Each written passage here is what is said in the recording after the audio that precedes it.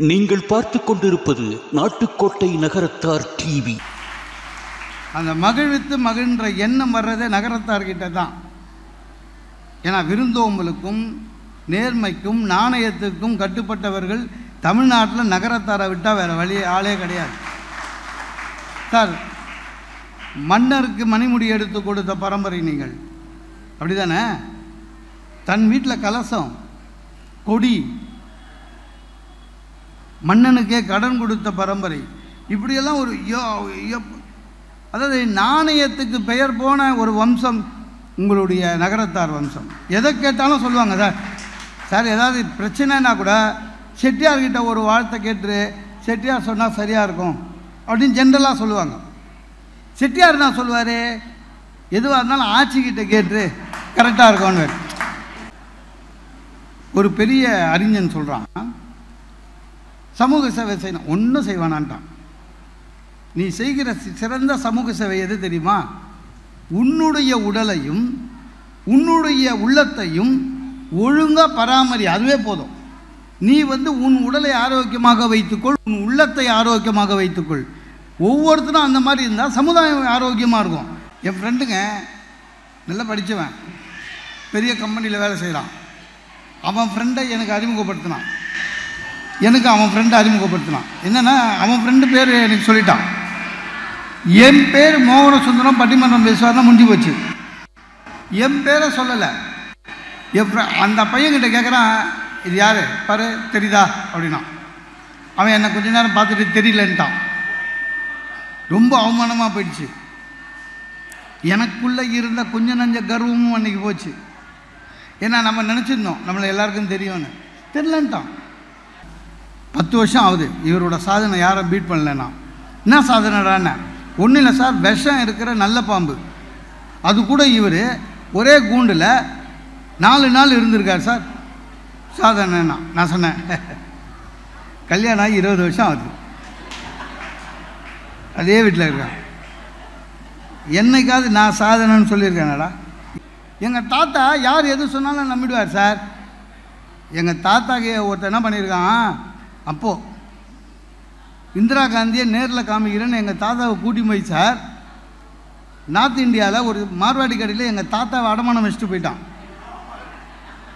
எங்கள் தாத்தா அந்த கடையிலே வேலை செஞ்சு 2 வருஷம் கழித்து சம்பளம் வாங்கின்னு வீட்டுக்கு வந்திருக்கார். ஒருத்தன் ஏமாத்துறது கூட எங்கள் தாத்தாவுக்கு தெரியல. எங்கள் பாட்டிக்கிட்ட சொல்கிறாராம், எனக்கு அப்போவே தெரியும் இந்திரா காந்தி என்னை பார்க்க மாட்டாங்கன்னு, அவங்க காங்கிரஸ், நான் டிஎம்கே, எப்படி பார்ப்பாங்கன்னு. அதாவது ஏமாத்துறது கூட தெரியாது. வைர நகைகளின் வியாபார சாம்ராஜ்யம் KNC diamonds, carat and carat, Arimalam Muthu Kannan, Ranganayaki Kannan. ஆன்மீக ஆனந்தம் தரும் சிவம் திருநீர் அணிந்து சிந்தை குளிர்வீர். உங்கள் வாழ்வு சிறக்க சிவம் திருநீர் அணிவீர். சென்னையில் வைர நகைகள் வாங்க R Arunachalam, A Ramnath, smart diamonds, traditionally modern jewellery, T Nagar, Chennai. ஆன்மீக சுற்றுலா அல்லது இன்பச் சுற்றுலா செல்ல வேண்டுமா? தொடர்பு கொள்ளுங்கள். Sri Murugan travel agency, number 10, வடக்கு ஆவணி மூலவீதி, மதுரை.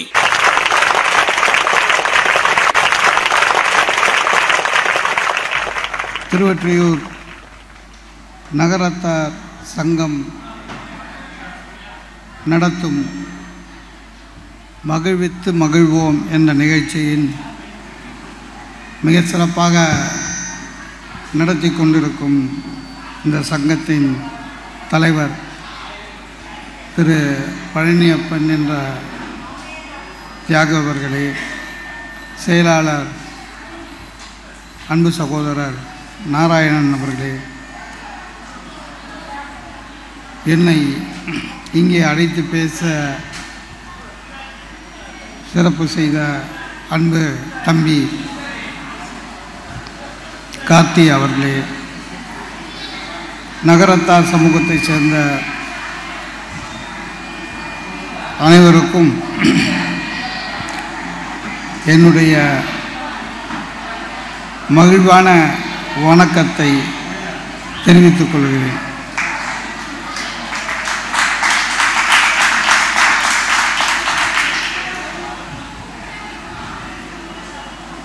நான் மைக்கில் பேசுகிறேன், அதுவே சத்தம் கேட்கல, அந்த ஆட்சி பேசுறது எனக்கு கேட்குது.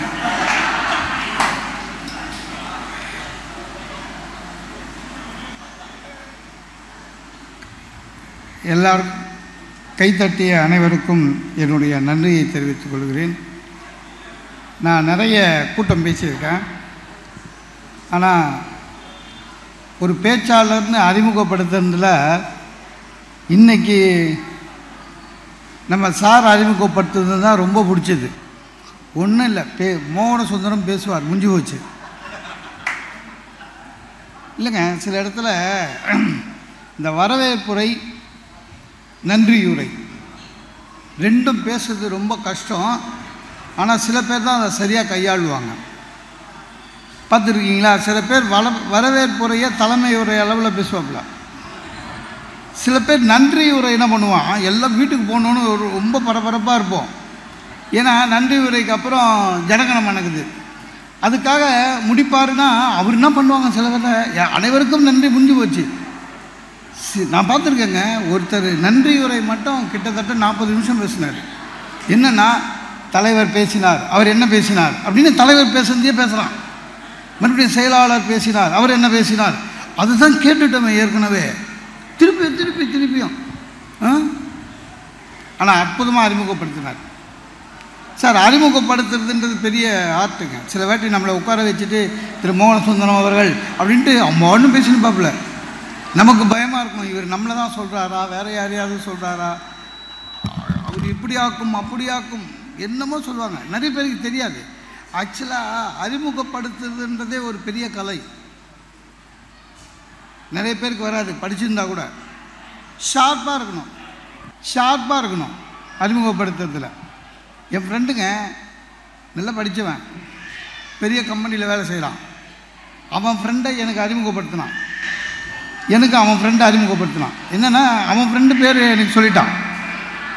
என் பேர் மோகன சுந்தரம், பட்டிமன்றம் பேசுவார்னா முடிஞ்சு போச்சு.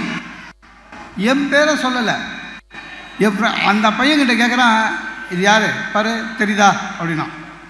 அவன் என்னை கொஞ்ச நேரம் பார்த்துட்டு தெரியலன்ட்டான். ரொம்ப அவமானமாக போயிடுச்சு. எனக்குள்ளே இருந்த கொஞ்சம் நஞ்ச கர்வமும் அன்றைக்கி போச்சு. ஏன்னா நம்ம நினச்சிருந்தோம் நம்மளை எல்லாருக்கும் தெரியும்னு. தெரியலன்ட்டான். அப்போவாது சொல்லியிருக்கலாம் மோகன சுந்தரம் பட்டிமன்றம் பேசுவார்னு. அப்பவும் சொல்லலை. ஏய் நல்லா பாடுறா அப்படின்னா. அவன் நல்லா பார்த்தான், பார்த்துட்டு தெரியலன்ட்டான். அப்பவும் என்ன சொல்கிறான், இவர் டிவியில் வருவார்ரா அப்படின்னா.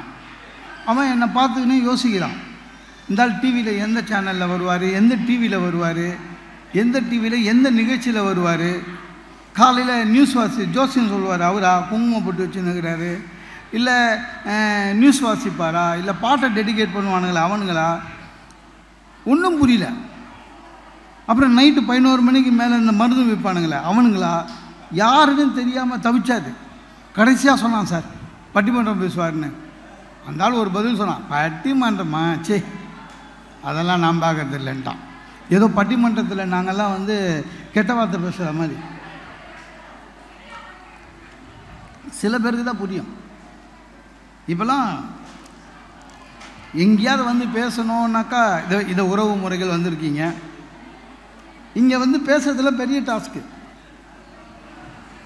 நம்ம நகரத்தாரில் நிறைய கூட்டத்துக்கு நான் போயிருக்கேன், இப்போ பழகிட்டேன். இந்த சஷ்யப பூர்த்தி செட்டிநாடு ஃபுல்லாக போயிருக்கேன். முதல் 2 வாட்டி போகும்போது கொஞ்சம் கஷ்டமாக இருந்தது. ஏன்னா என் பேச்சு யாருமே கேட்கல. இப்போ எனக்கும் பழகிடுச்சு. அப்படி தான் இருக்கும்னு. அதெல்லாம் இல்லைங்க. ஒரு நகரத்தார் ஒருத்தர் சஷ்யப பூர்த்திக்கு போய் பேசினேன். என்ன ஆயிடுச்சு, மேடை என்ன பண்ணிட்டாங்க, அந்த மணமேடைக்கு பக்கத்தில் எனக்கு ஒரு தனியாக மேடை போட்டு கொடுத்துட்டாங்க. இல்லை என்னென்னா, ஆசி வாங்கிட்டு வாழ்த்து சொல்கிறதுக்கு வர்றவங்க லெஃப்ட் சைடில் ஏறணும். செட்டியாரையும் ஆட்சியும் வணங்கிட்டு இப்படி இப்படி இறங்கணும்.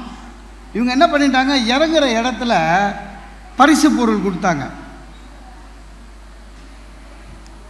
ஒரு கட்டை பேக்கு, ஒரு கொடை, ஒரு அன்னக்கூடை, பரிசு பேக்கு கொடுத்தாங்க. நம்ம மக்கள் தான் தெரியும்ல, பரிசு பொருள்னு தெரிஞ்ச உடனே பாதி பேர் அந்த பக்கம் ஏறினாங்க, பாதி பேர் இந்த பக்கம் ஏறினாங்க. நான் பேசினுக்கிற 2-3 பேர் இப்படியே போனாங்க. ஒரு அம்மா என்னை கொஞ்சம் தள்ளுப்பா அப்படின்ட்டு போச்சு. அதுக்கப்புறம் பார்த்தேன் ஒன்றும் முடியல, விட்டேன், பழகிடுச்சு. இப்போ நம்ம கார்த்தி சொல்லும்போது கூட நகரத்தாரா அப்படின்னு, ஆமாம் அண்ணா நான் இல்லை 1 ஹவர் நல்லா இருக்கோண்ணா. ரசிகர்கள் கஷ்டம். ஒரு பேச்சாளருக்கு ரசிகர்கள் இருந்தாவே போதும், வேறு ஒன்றும் வேணாம். சில இடத்துலலாம் பேச கூப்பிட்டு முன் வரிசையில் உட்காந்து நம்மளே ஊற்று பார்த்து நிற்போம். நமக்கு பயமாக இருக்கும், பட்டன் கிட்டன் போடாமல் வந்துட்டோமான்னு. சார் இதுன்னு இல்லை சார், நீங்கள் இலக்கியம் இல்லை பக்தி போனால் கூட அப்படி தான் இருக்குது. மயிலாப்பூரில் ஒரு ஆஞ்சநேயர் கோயில் எதிர்க்க இருக்க சிவன் கோயில், என்னை என்ன பண்ணாங்க, 7 நாள் திருவாசகம் சொல்ல சொன்னாங்க. ஒரு நாள் ஒவ்வொரு நாளைக்கு 1 ஹவர். நான் சொன்னேன், சார் திருவாசகமா அப்படின்னு. ஆமாம் சார். நானும் திருவாசகன்றதுனால நகைச்சுவையெல்லாம் கம்மி பண்ணி பக்தியாக பேசலான்னு ப்ரிப்பேர் பண்ணின்னு போனேன். சார் முதல் நாள் 50 பேர்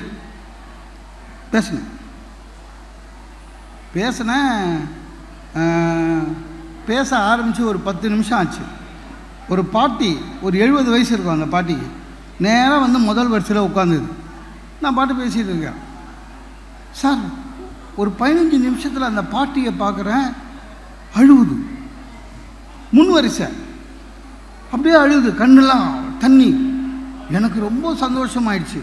ஏன்னா திருவாசகத்தை நம்ம உருக்கமாக பேசுகிற போல இருக்குது, அந்த அம்மா அழுவுது அப்படின்னு நினச்சேன். முடிக்கிறதுக்கு முன்னால் ஓடி போயிடும். டெய்லி வரோம், முன் வரிசையில் உட்காரோம், நான் பேச ஆரம்பித்தேன்னா அழும், முடிக்கிறதுக்கு முன்னால் ஓடிடும். 6 நாள் முடிஞ்சிச்சு. 7வது நாள் அமைப்பாளர்கிட்ட சொன்னேன், சார் அந்த பாட்டிமா கூட என்ன கொஞ்சம் பேசணும். ஏன்னா வராங்க, உட்காடுறாங்க, 5 நிமிஷத்தில் ஆட ஆரம்பிக்கிறாங்க. நான் கொஞ்சம் பேசிடுறேன், அதுக்கப்புறம் ஆரம்பிக்கிறேன்னு. வந்தது, உட்காந்துச்சு. நான் கீழே இறங்கி போய் வணக்கம் பாட்டிமானேன். வணக்கம் தம்பி. ரொம்ப மகிழ்ச்சி, 7 நாளும் இந்த வயசில் வர்றீங்க, அதுவும் திருவாசகத்தை கேட்க வந்திருக்கீங்க, ரொம்ப மகிழ்ச்சி. எனக்கு ஒன்று புரியல, நான் திருவாசகம் பேச ஆரம்பித்த பிறகு 10 நிமிஷத்துலேயே நீங்கள் அழுவுறீங்க. திருவாசகத்துக்கு உருகார், ஒரு வாசத்துக்கும் உருகார், அது எனக்கு தெரியும். ஆனால் இந்த அளவு உருக்கமாவா பேசுகிறேன்னு. இல்லை தம்பி, என் ஆடு போன வாரம் செத்து போச்சு அப்படின்ச்சு.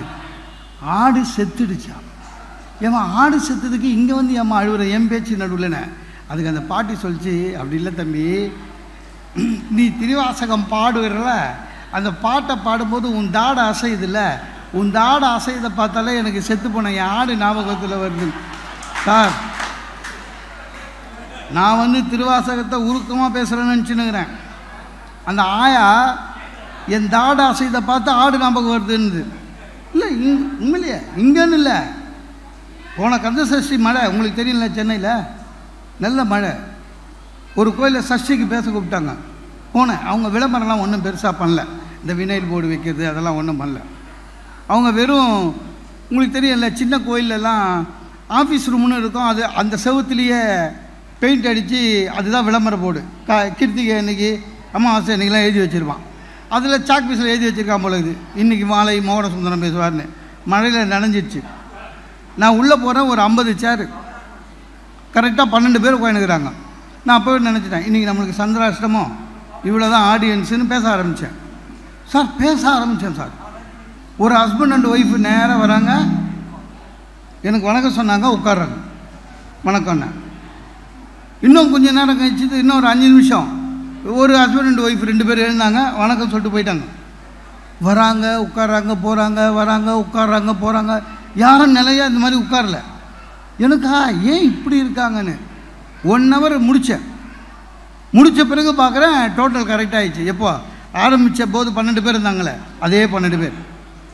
அப்புறம் எனக்கு ரொம்ப சந்தேகம், ஏன் உட்காந்து கேட்காம எழுந்து போகிறாங்க 5 நிமிஷத்தில், 5 நிமிஷத்தில் எப்படி எழுந்து போகிறாங்கன்னு. அப்புறம் தான் சார் ஞாபகம் வந்தது, ஒன்றும் இல்லை, நம்ம கோயிலுக்கு போனால் சுற்றிட்டு ஒரு 5 நிமிஷம் கோயிலில் உட்காரணுன்னு ஒரு ஐதீகம் இருக்குல்ல. அன்றைக்கி மழைன்றதுனால கோயில் ஃபுல்லாக ஈரமாக இருக்குது. அதுக்காக சுற்றிட்டு என் முன்னால் ஒரு பிளாஸ்டிக் சேரில் 5 நிமிஷம் உட்காந்துட்டு அவங்க எழுந்து போய்ட்டு இருக்காங்க.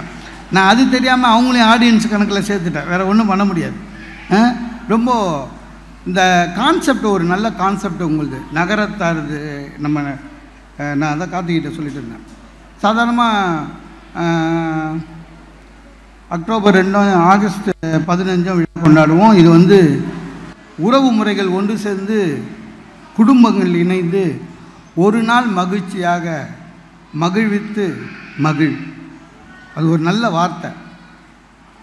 மற்றவர்களை மகிழ்விப்பது தான் ஒருவனுக்கு மகிழ்ச்சி என்பது ஒரு பெரிய சித்தாந்தம். சார் வள்ளுவர் சொல்லுவார், சார் எதுடா இன்பம்னு வேறு, ஈத்துவக்கும் இன்பம்னா இன்னொருத்தனுக்கு கொடுத்துட்டு அதில் சந்தோஷப்படணுன்னு. அந்த மாதிரிலாம் வந்தால் ரொம்ப பெரிய விஷயம் இல்லையா? அது ரொம்ப நல்லது. நான் கூட கார்த்திகிட்ட கேட்டேன் எவ்வளோ நேரம் பேசணுன்னு. பேசுங்களேன், ஒரு 1 ஹவர் பேசிடுங்க அப்படின்னாரு. ஏன்னா எனக்கு ஆடியன்ஸ் தெரியும். நான் ஏற்கனவே இங்கே வந்திருக்கேன், சுகிசிவம் சார் தலைமையில் பட்டிமன்றம் பேசியிருக்கேன்.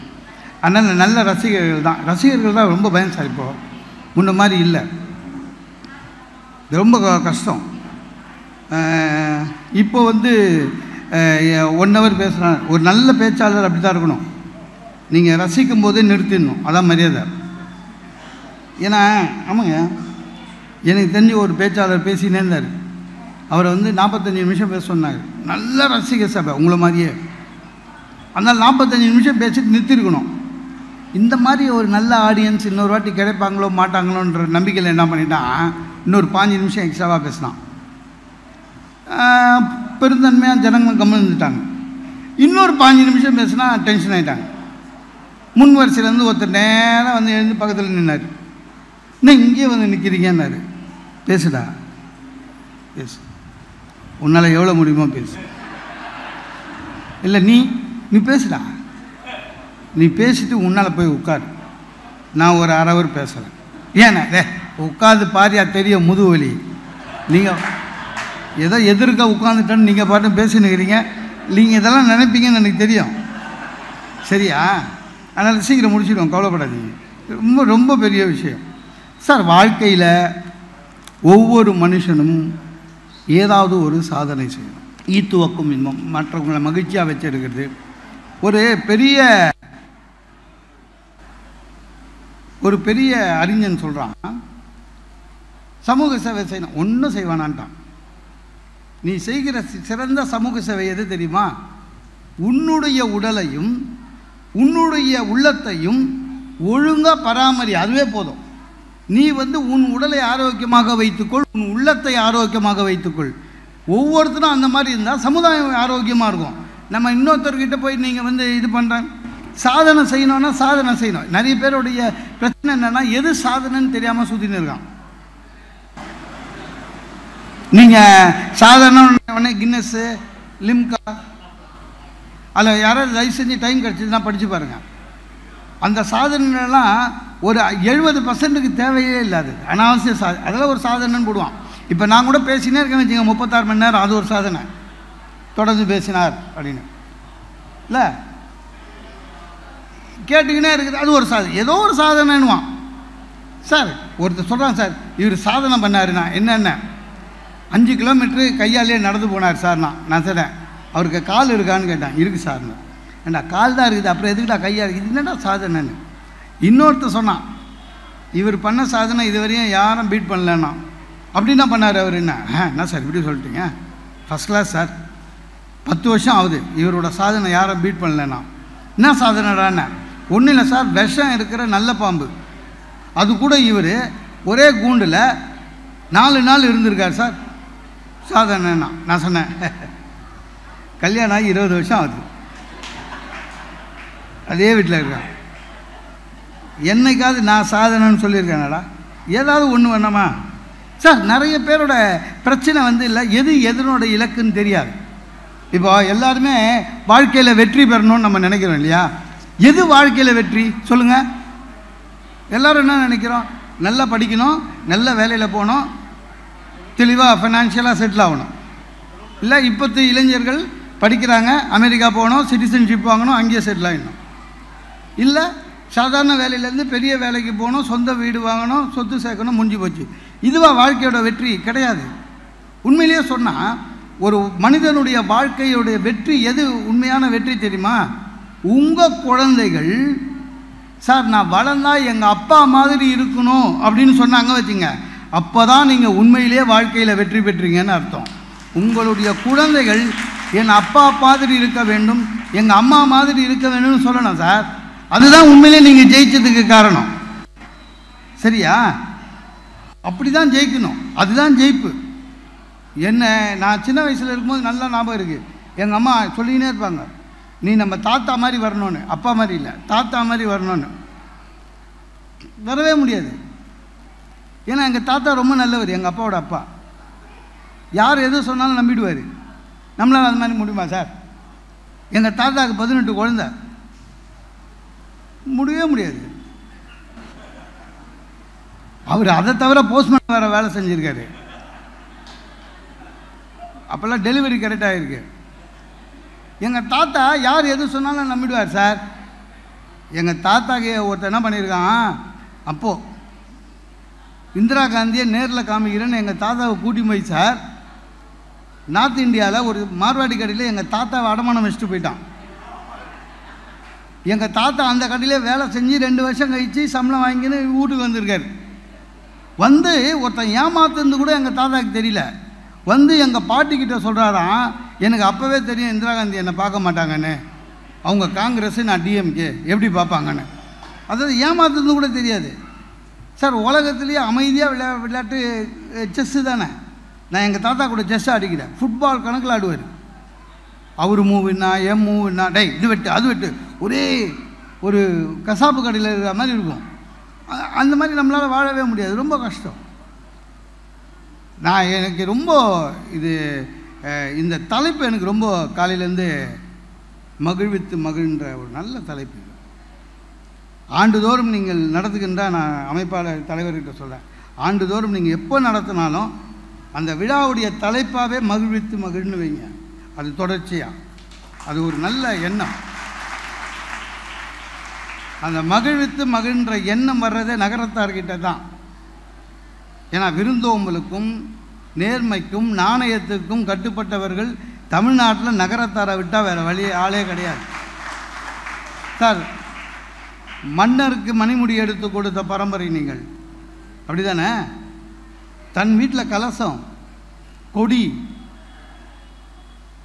மன்னனுக்கே கடன் கொடுத்த பரம்பரை, இப்படியெல்லாம் ஒரு அதாவது நாணயத்துக்கு பெயர் போன ஒரு வம்சம் உங்களுடைய நகரத்தார் வம்சம். எதை கேட்டாலும் சொல்லுவாங்க சார்.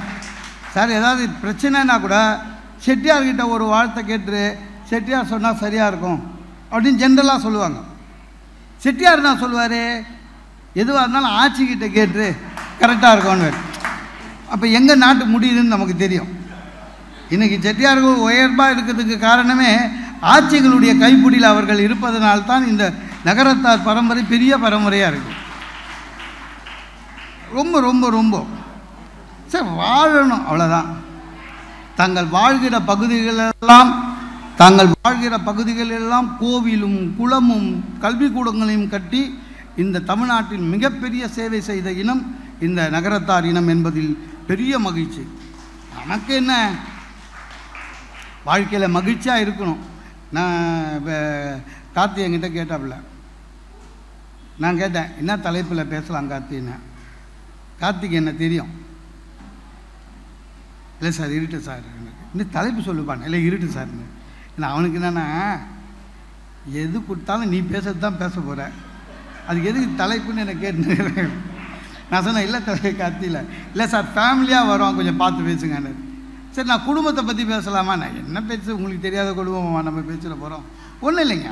மகிழ்ச்சியாக இருக்கணும்னா நிறைய பேரோட பிரச்சனை என்ன தெரியுமா, யாராவது கேள்வி கேட்டுனே இருப்பாங்க சார். அதுக்கெல்லாம் கவலைப்படக்கூடாது. கேள்வி கேட்குறவங்கள பற்றி கவலைப்பட ஆரம்பித்தோம்னா நம்ம வாழ்க்கை கவலையிலேயே முடிஞ்சிடும். கேள்வி கேட்பாங்க, நிறைய பேர் பார்த்துருக்கீங்களா? நாத்து சொல்லியிருப்பான், எப்போ யாரை பார்த்தாலும் இப்போ என்ன பண்ணுறீங்கன்னு. சரியா? போன வாரம் தான் சொல்லியிருப்போம், வாரமாக வேலை மாற்றுவோம், இப்போ என்ன பண்ணுற இது ஒரு, அதாவது எப்படி இருக்கிறீங்கன்னு கேட்குற மாதிரி, இப்போ என்ன பண்ணுற, அப்புறம் இப்போ என்ன பண்ணுற, டேய் அவன் என்ன பண்ணான்டா உனக்கு ஏதாவது கேட்கணுமா? வெயில் நிற்க வச்சு கேட்பான் சார், இப்போ என்ன பண்ணுறேன்னா என்ன ஒருத்தன் கேட்டான், இப்போ என்ன பண்ணுறேன்னா சார் என்ன, அவனுக்கு மூஞ்சி சின்னதாகிடுச்சு. பேசுறியா? அவனுக்கு என்னென்னா நம்மளாம் ஊமை மாதிரியும் இவன் தான் பேசுகிற மாதிரியும் அவனுக்கு கோவம் ஜாஸ்தியாக என்ன பண்ணிட்டான் சார், பேசுகிற சரி சோத்துக்கு என்ன பண்ணுறேன்னா. நான் சொன்னேன் பேசுகிறேன்ல காசு கொடுப்பாங்கன்னு, அப்போ நீ வாயை வாடகை விட்டு பிழைக்கிற அப்படின்னா. ஒரு பேச்சாளரை இதை விட கேவலப்படுத்த முடியாது. ஆனால் இப்போ நான் தெளிவாயிட்டேன். எவனாவது இப்போ என்ன பண்ணுறீங்கன்னு கேட்டால் போதும், எல்ஐசியில் ஏஜென்ட் ஆகிட்டேன்னுவேன். 2 வருஷத்துக்கு நம்மளை பார்க்க மாட்டான், தெரு தாண்டின்னு போவான் சார், 3 தெரு தாண்டின்னு போவான். ஏன்னா போயிட்டு இன்சூரன்ஸில் போட்டு உயிர் எடுக்க போகிறது நிறைய பேர் சார். பேசி இறங்கணும் வச்சுங்களேன். சார் உங்கள் அப்பா பட்டிமன்றம் பேசுவாரா சார்? ஏண்டா ஏன் பேசணும்? இல்லை எதுக்கு பேசணும்? அவருக்கு என்னன்னா இந்த டாக்டர் பையன் டாக்டர், வக்கீல் பையன் வக்கீல், அரசியல்வாதி பையன் அரசியல்வாதி, நடிகர் பையன், அந்த மாதிரி பட்டிமன்றம் நான் பேசுதானே. எங்கள் அப்பா பட்டிமன்றம். நான் சொன்னேன் என்ன நாங்கள் என்ன சித்த வைத்தியசாலையாக நடத்துகிறோம்? பாட்டனார் முப்பாட்டனார்னு படம் வச்சு ஏமாத்துறது.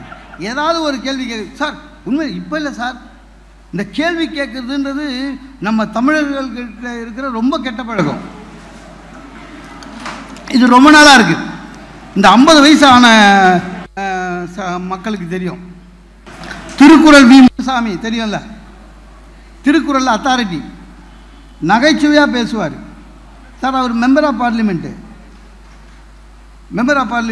எலெக்ஷன் இன்னும் ஜெயிச்சார். அதுவும் அவர் யாரை ஜெயிச்சார் தெரியுமா? இந்தியன் எக்ஸ்பிரஸுடைய கோயங்காவை. ரொம்ப நகைச்சுவையாக பேசுவார். அவர் என்ன பண்ணியிருக்கார் சார், நகைச்சுவையாக பேசுவார், நக்கலாக பேசுவார். அவர் ஒரு முறை கன்னியாகுமரியில் பேசுறதுக்கு போயிருக்கார். அங்கே என்ன பண்ணிட்டாங்க, காலையில் 7 மணிக்கு எவனோ கற்று தட்டியிருக்கான். திறந்துக்கிறாரு, ஒரு நாள் நிற்கிறான். சார் வணக்கம் சார், இங்கே வரவங்கிட்டெல்லாம் உங்களை மாதிரி பேச்சாளர் நிறைய பேர் வருவாங்க, வர்றவங்கிட்டெல்லாம் நான் ஒரு சந்தேகம் கேட்குறேன், எவனோ என் சந்தேகத்துக்கு பதில் சொல்லுன்னு.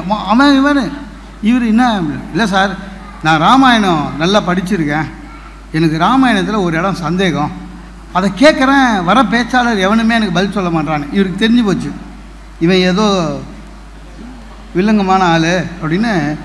என்ன ராமாயணத்தில் என்ன சந்தேகம்? இல்லை சார் ராமாயணம் ஃபுல்லாக படிச்சுட்டேன், ஒன்று தான் சந்தேகம். என்ன சந்தேகம் சொல்லு? இந்த அனுமார் ஏன் சார் கல்யாணம் பண்ணிக்கல? அவன் சந்தேகம் தான். இவர் பார்த்துருக்காரு. நம்மளும் சொல்லனா பின்னால் வர பேச்சாளருக்கும் இதே தான். 7 மணிக்கு கதவு தட்ட போகிறான். அப்புறம் என்ன பண்ணாரா இவர், சரி ராமாயணத்தில் அனுமார் எங்கே வர்றார் சொல்லு அப்படின்னாராம். அவன் உண்மையிலே படிச்சிருக்கான். சார் அனுமார் சுக்ரீவன் கூட சொல்லு, ராமரை பார்ப்பேன். அப்புறம் ராமரும் சுக்ரீவனே அவர் தான் இன்ட்ரடியூஸ் பண்ண. அப்போ சுக்ரீவன் ராமர்கிட்ட என்ன சொன்னாப்புல, சுக்ரீவன் ராமன்கிட்ட, ராமா எனக்கு கல்யாணம் ஆகிடுச்சு, என் ஒய்ஃப் என் கூட தான் இருந்தது, எங்கள் அண்ணன் வாலி தூக்கின்னு போயிட்டான், நீ தான் காப்பாற்றணும். ராமர் அவர்கிட்ட என்ன சொன்னார், சுக்ரீவா எனக்கு கல்யாணம் ஆகிடுச்சு, என் ஒய்ஃப் என் கூட தான் இருந்தான், ராவணன் தூக்கின்னு போயிட்டான், நீ தான் காப்பாற்றணும். அனுமார் உத்து பார்க்குறாரு, எதுக்கு கல்யாணம் பண்ணணும்? இவன் கல்யாணம் பண்ணால் இவன் ஒய்ஃபை யாரோ தூக்கின்னு போயிட்டாங்க, இவங்கிட்ட ஹெல்ப்பு கேட்குறான். இவன் கல்யாணம் பண்ணால் இவன் ஒய்ஃபை யாரோ கூட்டி போயிட்டாங்க, இவங்கிட்ட ஹெல்ப்பு கேட்குறான்.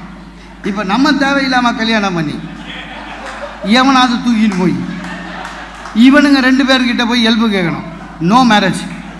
அவன் ஓடிட்டானா சார்? ஏதாவது கேட்கணும் சார், எப்போவாது ஏதாவது கேட்கணும்.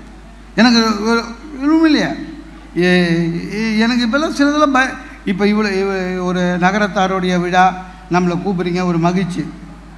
நம்மளை பார்த்தவொன்னே சில பேருக்கு, சார் நீங்களா நல்லா இருக்கீங்களா, உங்கள் பேச்சு ரொம்ப பிடிக்கும், மகிழ்ச்சி. ஆனால் பஸ்ஸு ஏறும்போது கையை பிடிச்சி இறக்கி, சார் நல்லா இருக்கிறீங்களான்னு. சார் உண்மையிலே சார், விழா முடிச்சுட்டு நானும் சாப்பிட்ணும்ல, சாப்பாடு சாப்பிடும்போது வாய் ஃபுல்லாக 3 வச்சுருப்பேன் சார்.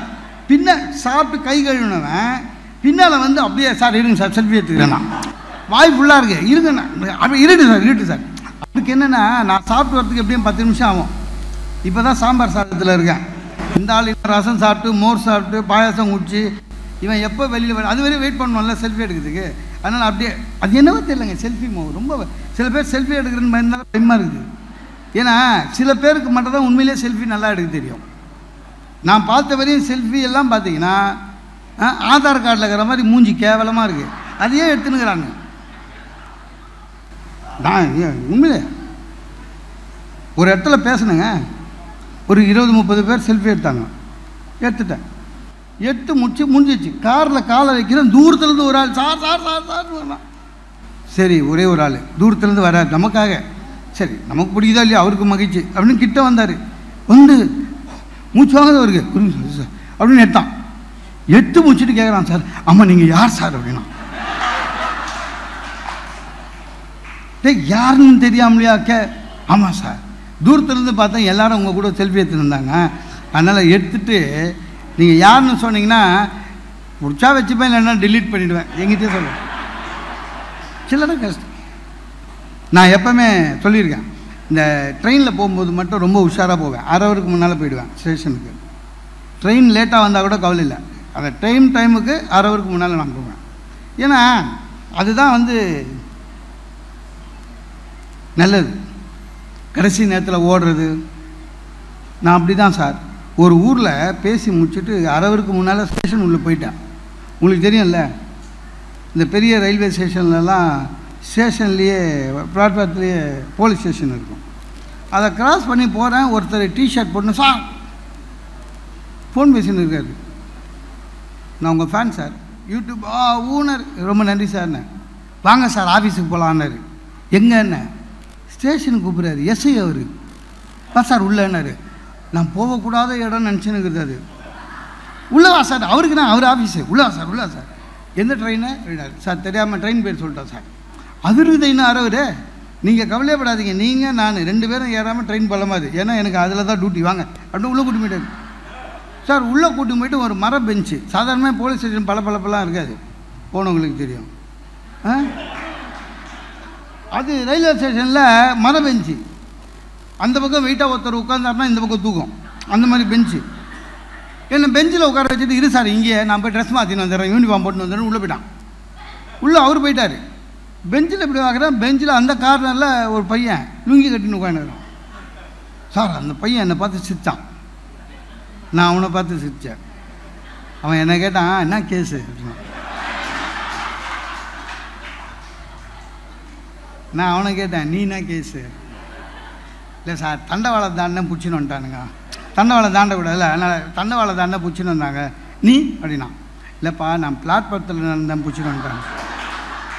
பிளாட்பாரத்தில் நடந்தால் கூட பிடிக்கிறானுங்க அப்படின்னு அவன். நாங்கள் 2 பேர் ஜெல்லில் தான் டிஸ்கஸ் பண்ணுறோம். நம்ம எஸ்ஐ ஃபுல்லாக யூனிஃபார்ம் போட்டுக்கல, வீதி போட்டு 4 கான்ஸ்டபிள் வந்தார், எல்லாம் போட்டார், ட்ரெயின் வந்துச்சு. என் மேலே இருக்கிற ஒரு அபிமானம் தான். சார் வாங்க சார், சார் பேக் எடுத்துக்கோ. என் பேக்கை ஒரு கான்ஸ்டபிள் எடுத்துக்கினார் சார். 4 கான்ஸ்டபிள், ஒரு எஸ்ஐ, நான் பிளாட்பாரத்தில் நடக்கிறேன், வண்டி இருக்குது. உங்களுக்கு தெரியும்ல, ஏசி என்ஜின் கிட்டே இருக்கும்.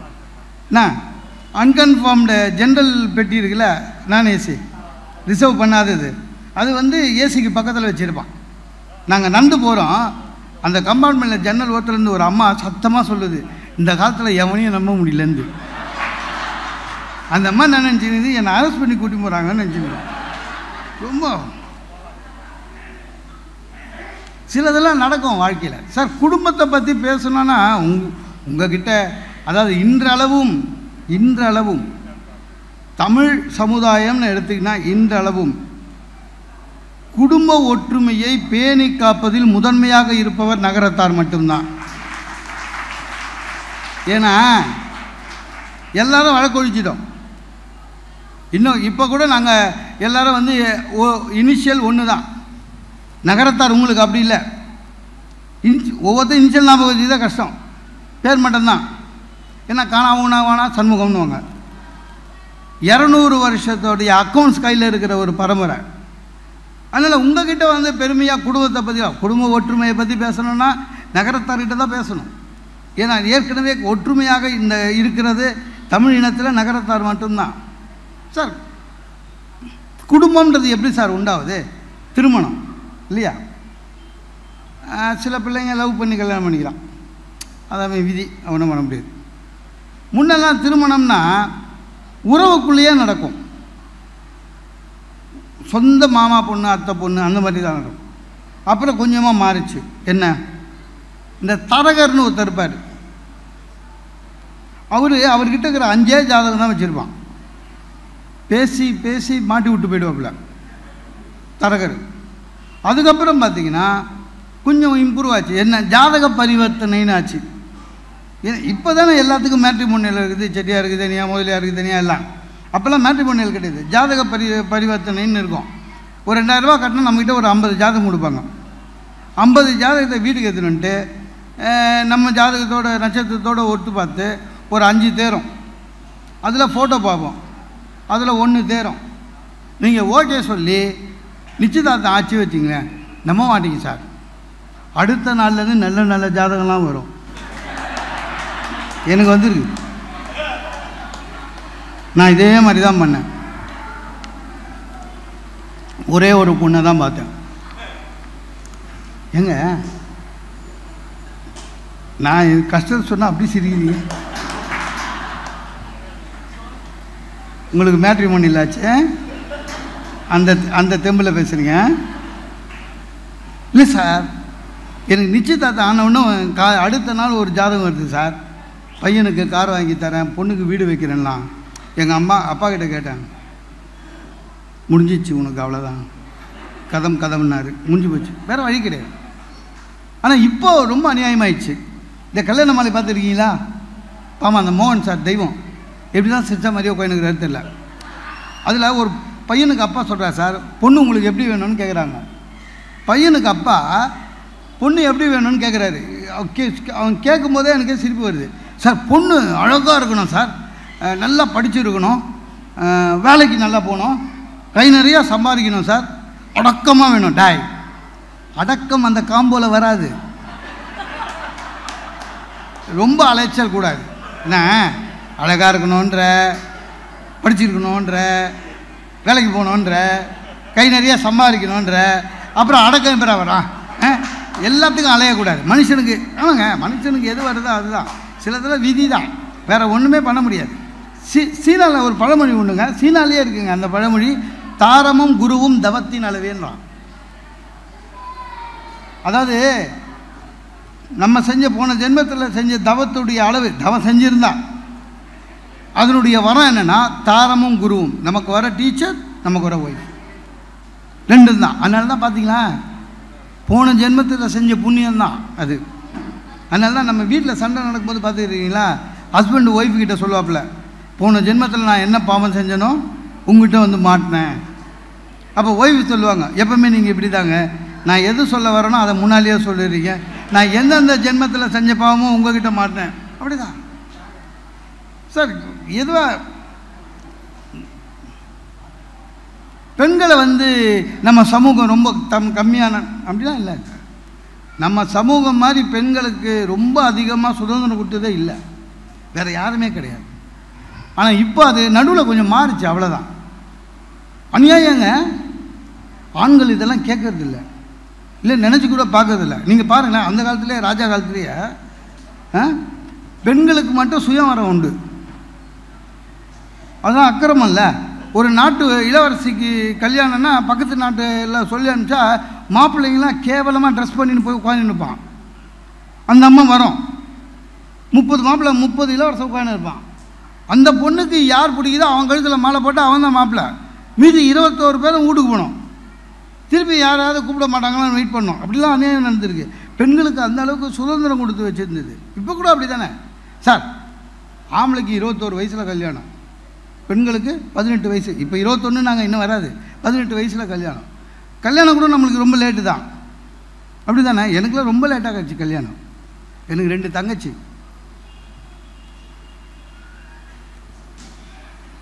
நம்ம சொல்ல முடியாதுல்ல எனக்கு கல்யாணம் பண்ணிப்பான்னு. வேலைக்கெல்லாம் போயிட்டேன், 25 வயசாச்சு, ஒன்றும் ஏற்பாடு பண்ணல. கூட இருக்கிற பசங்களுக்கெல்லாம் கல்யாணம் ஆகுது. சொல்லிட்டு போவேன், எனக்கு என் ஃப்ரெண்டு கல்யாணம், என் ஃப்ரெண்டு கல்யாணம். எங்கள் அப்பா போன்னு பையனுக்கு. அம்மா சில வாட்டி சொந்தக்காரங்க யாராவது வந்தால் கேட்பாங்க, சார் தம்பிக்கு பண்ணக்கூடாதுன்னு, அவன் குழந்தை அப்படின்னுவாங்க. அப்படியே கடுப்பாக இருக்கும். ஏன் திருக்க சொல்லுவாங்க, குழந்தை. என்னாச்சு, தங்கச்சிக்கு கல்யாணம் பண்ணிட்டு தான் பண்ணணுன்னாங்க. சரி தொலைஞ்சிது. என் தங்கச்சிக்கு 18 ஆச்சு, கல்யாணம் பண்ணாங்க. அப்பா அடுத்தது நம்ம தான் நினச்சேன்.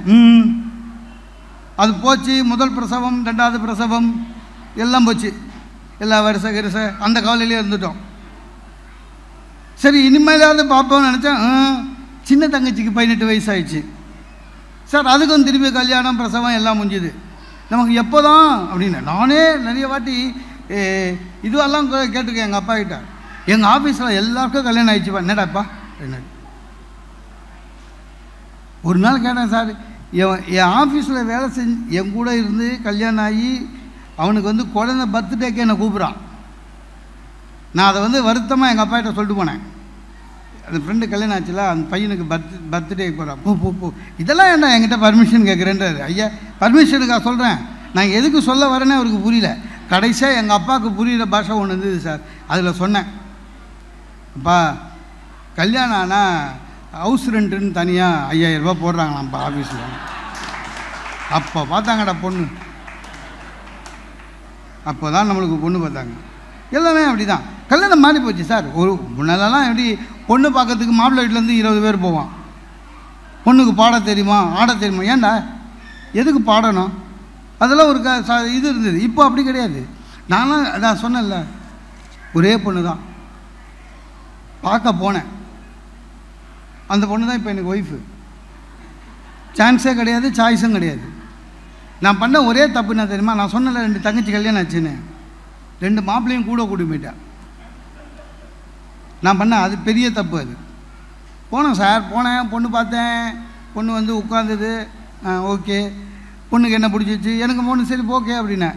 திடீர்னு பொண்ணு கப்பாது எங்கள் மாமனார் என்கிட்ட தம்பி பொண்ணு உங்ககிட்ட ஏதோ பேசணும் எனக்கு தூக்கி. நான் அப்போவே பேசுவேன் பட்டிமன்றம்லாம். ஆனால் பட்டிமன்றம் பேசுறது மேடையில் பேசுறது வேறு சார். நீங்கள் கேட்குறியோ இல்லையோ, நான் பாட்டு பேசிட்டு போயிட்டே இருப்பேன். ஆனால் அப்படி இல்லைல்ல, அது எனக்கு இன்னொரு வீட்டில் போய் ஒரு பொண்ணு கூட தனியாவா எனக்கு வேத்துச்சு. இந்த 2 மாப்பிள்ளை இருக்கான்ல, பேசுவோ கூச்சம் பார்க்குறேன் ஓ சார். வேண்டிக்கினே போனேன் சார். ஏன்னா எப்படியாவது இந்த பொண்ணு என்னை செலக்ட் பண்ணணும்.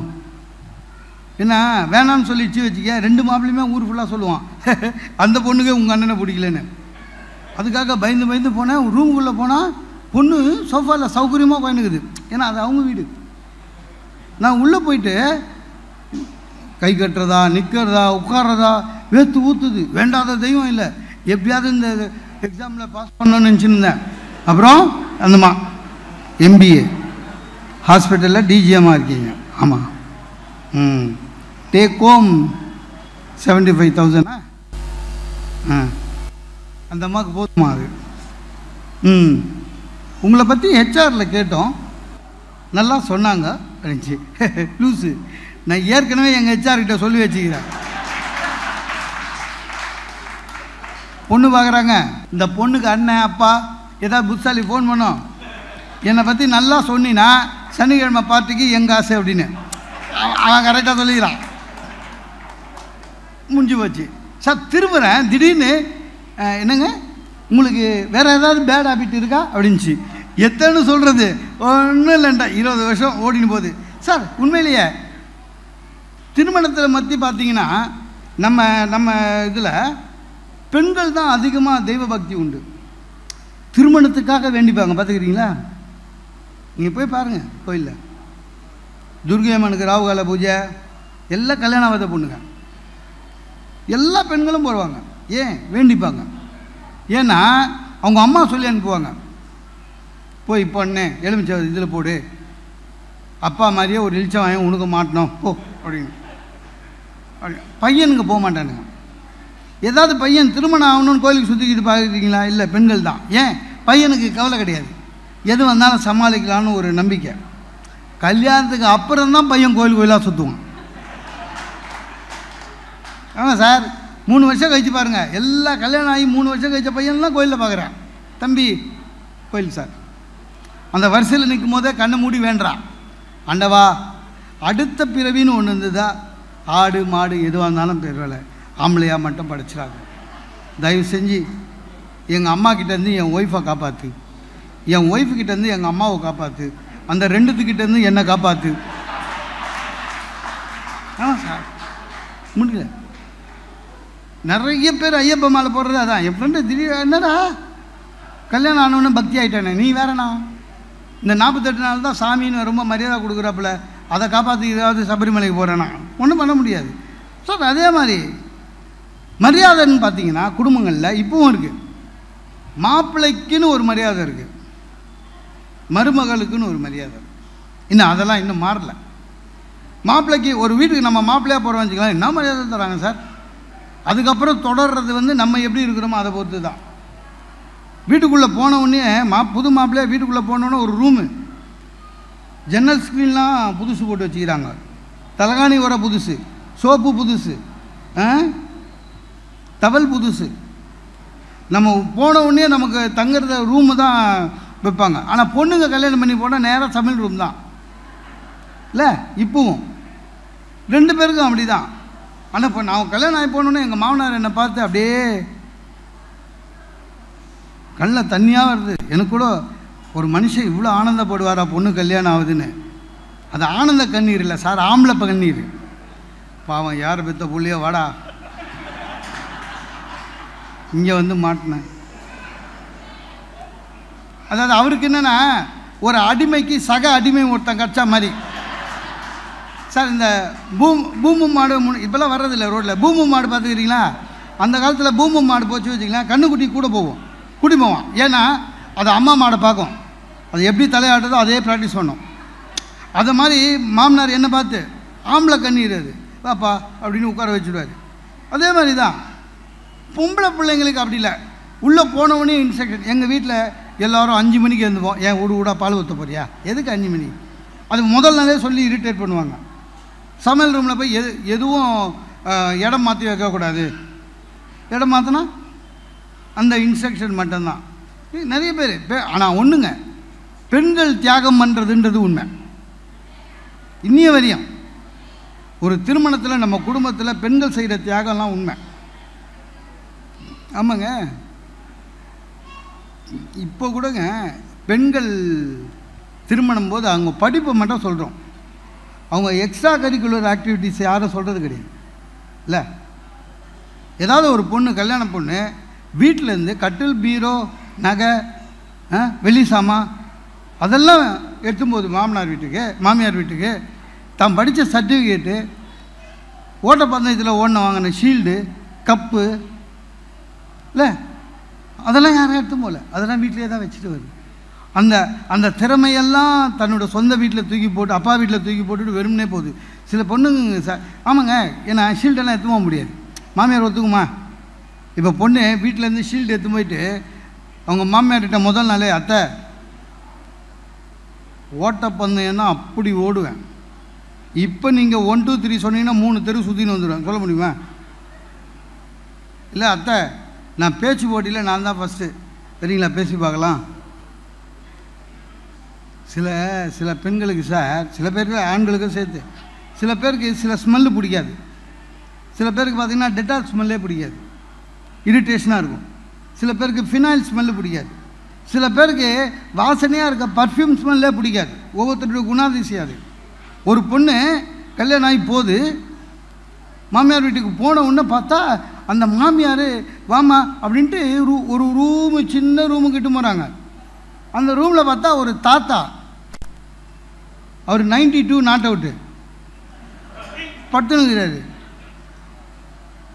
இந்த மாமியார் காட்சி சொல்லுது, இதுதான் பையனோட தாத்தா, எங்கள் குடும்பத்துக்கே இவர் தான் பெரியவர், அந்த தொகுதிக்கே அவர் தான் பெரியவர். இவர் தான் சொன்னார் கண்ணு மூடுறதுக்குள்ளே பேரனோட கல்யாணத்தை பார்க்கணுன்னு சொன்னாருன்னு. இந்த பொண்ணுக்கு கொமட்டின்னு வருது சார். இருட்டு ரூமு, 0 வாட்ஸ் பல்பு, பின்னால் நாட்டம், பெட் பேஷண்ட்டு, கொமட்டுது. இந்த பொண்ணு வெளியில் வந்து அப்பா ஒரு மூச்சு எடுத்துகிட்டு அவங்க அம்மாவுக்கு ஃபோன் பண்ணுதுமா, சொல்லவே இல்லையம்மான்னு. என்னடி நாங்கள் அம்மா இல்லைம்மா இங்கே ஒரு தாத்தா இருக்குதுமா. இதில் இல்லைம்மா மாமியார் அப்பப்போ வந்து தாத்தாவை கவனிக்கணும்னு வர சொல்லிட்டாங்க. அந்த தாத்தா ரூமு நாற்றடிக்குதுமா, ஃபினால் நாற்றம், என்னால் முடியாது, என்ன இப்படி தள்ளிட்டியேன்னு முதல் நாளே.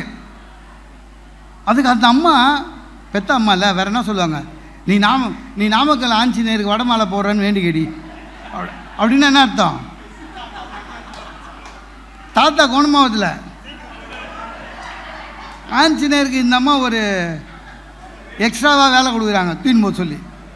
சார் பெண்கள் சார், அதே பொண்ணுங்க 6 மாதம் ஆச்சு, அவங்க அம்மாவுக்கு ஃபோன் பண்ணுது, அதே பொண்ணு எது கொமட்டிச்சிஞ்ச அந்த பொண்ணு சொல்லுது, அம்மா தாத்தா இப்போ என்னை பார்த்தவொடனே நான் அந்த வீட்டு மருமகன் தெரிஞ்சுக்கிறாருமா சொல்லுதுங்க. நான் டெய்லி 2 வாட்டியாவது போய் பார்க்குறேன், காலையில் சாயங்காலம். ராமாயணம் அவர் காதுகிட்ட உட்காந்து படித்து காமிக்கிறேன். என்னை இப்படி குனியை வச்சு தலையில் ஆசீர்வாதம் பண்ணுறாருமா. எது டெட்டால் நாற்று அடிக்குதுன்னு சொன்ன பொண்ணு. ஏன்? அதுதான் பெண்களோட தியாகம். தன்னை மாற்றிக்கிறது. அது பெண்களுக்கே வந்த ஒரு பெரிய வரம், வேறு யாருக்கும் வராது. அப்போவும் அந்த அம்மா தான் சொல்கிறாங்க, நம்ம நாமக்கல் ஆஞ்சநேயருக்கு வேணுனது எது இப்போ மாற்றிட்டாங்க, போர்ட்ஃபோலியோ மறுபடியும் மாறிடுச்சு. ஆனால் பெண்கள் மட்டும் தியாகம் இல்லை சார், ஆண்களும் தியாகம் பண்ணுறோம். அது வேறு விஷயம். நான்லாம் தியாகம் பண்ணியிருக்கேன். உங்களுக்கு தெரியாததா? காசிக்கு போனால் சாப்பிட்றது ஏதாவது ஒன்று விட்டு வரணும். நான் என் கல்யாணத்துக்கு அப்புறம் அப்பளத்தை விட்டேன் சார். எனக்கு ரொம்ப பிடிச்சது அப்பளம். அப்பளம்னா குழம்பு சாம்பாருக்கு சாப்பிடுவேன், ரசத்துக்கு சாப்பிடுவேன், ஏமாந்தா மோருக்கு சாப்பிடுவேன், பாயாசம் போட்டால் அதில் வச்சு சாப்பிடுவேன். அப்பளம் அவ்வளோ பிடிக்கும். என்ன ஒன்று, எனக்கு ஒரு கெட்ட பழக்கம் என்னன்னு கேட்டிங்கன்னா, வீட்டில் எப்படி சாப்பிட்றோனோ அப்படியே தான் வெளியில் எல்லாருக்கும் அப்படி தானே சார் வரோம். இப்போ கல்யாணம் போனால் இலை பெருசாக இருக்கும். வீட்டில் வந்து தட்டில் அப்பளத்தை போட முடியாதுங்க, போட்டால் 2 நிமிஷம் கர்ச்சிப்பாயிடும். அதனால் என் பழக்கம் எப்படின்னா, அப்பளம் வைக்கும்போதே வாங்கி டேபிள் மேலே வச்சுருவேன். சாப்பிட்டு அப்பளத்தை அப்படியே எடுத்துக்கு அடிப்பேன். இது என் பழக்கம். கல்யாணம் ஆச்சு சார். கல்யாணம் ஆகி மாமியார் வீட்டுக்கு முதல் சாப்பாட்டுக்கு போகிறேன். வச்சாங்க. எங்கள் மாமியார் அப்பளத்தில் வந்து இலையில் வச்சாங்க. பழக்க தோஷத்தில் என்ன பண்ணேன், அப்பளத்தை எடுத்து டேபிள் மேலே வச்சேன். டக்குன்னு எங்கள் மாமியார் என்ன பண்ணிட்டாங்க, சாரி மாப்பிள்ள, உங்களுக்கு அப்பளம் பிடிக்காதுன்னு எனக்கு தெரியாதுன்ட்டு எடுத்துட்டாங்க சார். எடுத்துட்டு உள்ளே போகுது. நான் இந்த வடிவேல் கணக்காக அப்பளம் போச்சேன்னு பார்க்குறேன். உள்ளே போயிடுச்சு. என் ஒய்ஃப் என்ன நினச்சிங்கன்னா, எனக்கு அப்பளம் பிடிக்காதுன்னு நினச்சிக்கணும். நானும் சரி அப்பளம் போய் திருப்பி கேட்டேன், அசிங்கம் போ அப்படின்னு விட்டேன். என்ன, நான் வீட்டுக்கு வந்துட்டேன். வீட்டுக்கு வந்துட்டு என் ஒய்ஃபு சமைச்சு சாப்பிட்டுட்டு இருக்கேன். சாப்பிடும்போது எங்கள் அக்கா வருது. அப்பளம் வச்சிக்கலடா. எங்கள் ஒய்ஃபு எங்கள் அக்கா கிட்ட சொல்லுது, அவருக்கு அப்பளம் பிடிக்காத இல்லைன்னு. எங்கள் அக்கா, நீ ரொம்ப மாறிட்டா கல்யாணத்துக்கு அப்புறம். நாங்கள் அவங்க என்ன சொன்னாங்கன்னு தெரில. அப்படிதான் சார், தியாகம் வேணும் சார். ஒரு குடும்பம்னா தியாகம் வேணும். எல்லாம் என்ன தெரியுமா, புரிதல் தான். என்ன புரிதல்? ஒருவர் புரிஞ்சிங்கன்னா ஒரு குடும்பத்தோட பேஸ் என்ன தெரியுமா, ஒருத்தரை புரிஞ்சிக்கணும். இந்த உலகத்தில் அந்த மாதிரி புரிஞ்சிக்கவே முடியாது. நிறைய பேச்சாளரும் சரி, நிறைய பேரும் சரி, பெரியவங்கெல்லாம் சொல்லுவாங்க, வள்ளுவர் வாசிக்கும் நூல் ஒற்றுமையாக இருங்கள். வள்ளுவரை யார் பார்த்தா, வாசிக்கியே யார் பார்த்தா? சார், நீங்கள் பார்க்குற வள்ளுவர் கவர்மெண்ட் வரைஞ்சி வச்சது, இன்னும் வாசிக்கு படம் கூட வரையில. ஆனால் நம்ம கதை நிறைய சொல்கிறோம். ஏன்? சமுதாயத்துக்காக சொல்கிறோம். வாசிக்கு தண்ணி இறைச்சிருந்தாங்க, வள்ளுவர் கூப்பிட்டோன்னா விட்டு போயிட்டாங்க, தண்ணி அப்படியே நின்றுது. எப்படி சார் நிற்கும்? வள்ளுவரை வாசிக்க சண்டை போட்டிருப்பான். எனக்கு தெரிஞ்சு ஒரு நாளைக்கு 2 வாட்டியாவது வள்ளுவர் வாசிக்கிட்ட திட்டு வாங்கியிருப்பார். ஏன்னா வேலை இல்லாமல் வெறும் சார் எழுத்தாணியில் எழுதுதுன்றது பெரிய தவம். அது A4 எடுத்து எழுதுதில்லை, சரியா? அந்த ஓலை சுவடி பதப்படுத்தணும், இல்லைன்னா எழுத முடியாது. பதப்படுத்தி ஜாக்கிரதையாக எழுதணும். ஒன்றுத்தில் புள்ளி பயிற்சி வச்சுங்க, தூக்கி போட்டுடணும். அவ்வளோ சின்சியராக வேலை செஞ்சுருப்பார், வேறு வேலை எதுவும் பார்க்காம. எப்படி திட்டு வாங்கியிருப்பார். அதனால் என்னென்னா, ஒருத்தரை ஒருவர் புரிந்து கொண்டு இல்லை, ஒருத்தரை ஒருவர் புரிந்து கொள்ள முடியாதது என்பதை புரிந்து கொண்டு வாழணும். அவ்வளோதான். அதான் ஒத்துவேன், வேறு வழியே கிடையாது. வேதாத்திரி மகரிஷி சொல்கிறார் சார், குடும்பத்தை எப்படி நடத்தணும்னு. நிறைய பேரோட பிரச்சனை என்னென்னா, குடும்பத்தை உணர்ச்சி பூர்வமாக நடத்துகிறோம், அது தவறு. என்ன? அறிவுபூர்வமாக நடத்த வேண்டும். அறிவுபூர்வமாக நடத்துகிறோம். ஒன்றும் இல்லைங்க, 2 மாதம் EMI கட்டல, நான் பண கஷ்டம், பெரிய டென்ஷனு. அந்த நேரத்தில் ஒய்ஃபு கிட்ட வந்து, நாங்கள் இந்த வாட்டி ஊட்டிக்கு எப்படியும் போகணுன்னு நினச்சிருந்தோம், போக முடியாது போல இருக்குது. இப்போ வந்து இந்த பாஸ் வாங்க, அந்த பாஸ் பாஸ் வாங்கன்றாங்க, என்னை எப்படியாவது ஊட்டிக்கு கூட்டி போங்கன்றான்.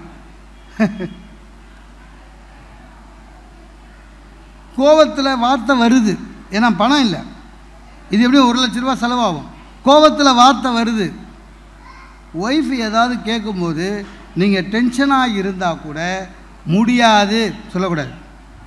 கொஞ்சம் யோசிங்க. நான் உடனே யோசித்தேன். ஒரு 3 மாதம் முன்னால் சார் பூனாவில் ஒரு ஒய்ஃபு ஹஸ்பண்டுக்கிட்ட கேட்டிருக்கு, பர்த்டேக்கு எனக்கு துபாயை கூட்டின்னு போங்கன்னு. அவன் என்ன டென்ஷனில் இருந்தானோ அதெல்லாம் முடியாதுன்னுக்கிறான். மூக்குலேயும் ஒரு பெரிய பஞ்சு ஒன்று குத்து செத்து போயிட்டான் சார். ஏன்னா அதெல்லாம் ஞாபகம் வரும். இந்த அம்மா ஒய்ஃபு வச்சுக்கிட்டு குடும்பம் நடத்துகிற ஆம்பளை இருக்கான்ல, அவங்க வீட்டில் சண்டை வரும்ல, அப்போ சண்டை வரும்போது எல்லா ஒய்ஃபும் ஒரே கேள்வி கேட்பாங்க, பார்த்துக்கிறீங்களா? உங்களுக்கு நான் முக்கியமா உங்கள் அம்மா முக்கியமா? நிறைய பேருக்கு சொல்ல தெரியாது. சில பேர் உணர்ச்சி வசப்பட்டு அம்மானுவான். அடுத்த நாள்லேருந்து அம்மாவுக்கும் சோறு கிடையாது, அவனுக்கும் சோறு கிடையாது. யோசிக்கணும். என்ன ஒரு வாட்டி என் ஒய்ஃபு கேட்டாங்க, உங்களுக்கு நான் முக்கியமா உங்கள் அம்மா முக்கியமான்னு. விடுமா, கொஞ்சம் அட்ஜஸ்ட் பண்ணிக்கோ, இன்னும் கொஞ்சம் காலம். அந்த கொஞ்ச காலம் யாருக்குன்னு சொல்லக்கூடாது, இன்னும் கொஞ்சம் காலம், அவ்வளோதான். அப்படியே போயிட்டு தான் இருக்கணும். குடும்பத்தில் எப்படி ஒரு குடும்பம் இருக்கணும்னா ஹஸ்பண்டும் ஒய்ஃபும் நண்பர்களாக இருக்க வேண்டும். பார்த்துக்கோங்க.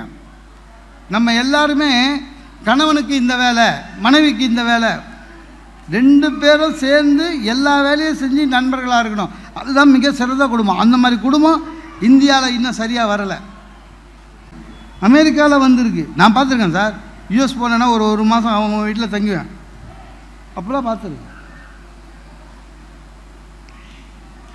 அட்லாண்டாவில் ஒரு நகரத்தார் வீட்டில் தான் தங்குவேன். கனடா போனால் ஒரு நகரத்தார் வீட்டில் தான் தங்குவேன். என்னென்னா சார் தெளிவாக அமெரிக்காவில் இருக்கிற ஹஸ்பண்டுங்கெல்லாம் பார்த்தீங்கன்னா ஈக்குவல். அங்கே பாத்திரம் துலக்கிறது எல்லாம் ஹஸ்பண்ட் தான். ஆனால் சிச்சா மாதிரியே துலக்கிறானுங்க, கவலைப்படுறதில்ல. நம்ம என்றைக்காவது தொலைக்கிறோமா? அது ஒய்ஃபோட வேலை நினச்சின்னு. அங்கே ஹஸ்பண்ட் தொலைக்கிறான் சிச்சா மாதிரியே. அது வேறு கேட்குறான், டார்லிங் எனி அதர் வெசல், அது 2 குண்டா எடுத்து போடுது, அதையும் சேர்த்து தொலைக்கிறான். ஆனால் ஒன்று சார், அவன் அந்த தொலைகனா கூட முடிஞ்ச உடனே அந்த பொண்ணு சொல்லுது அவங்ககிட்ட, thanks darling, I love you. Friends அதே மாதிரி அந்த பொண்ணு வந்து அவன் ஆஃபீஸில் வந்து அவனுக்கு ஹெல்ப் பண்ணுது. அவன் சொல்கிறான், thanks darling, I love you. நல்லா இருக்கே.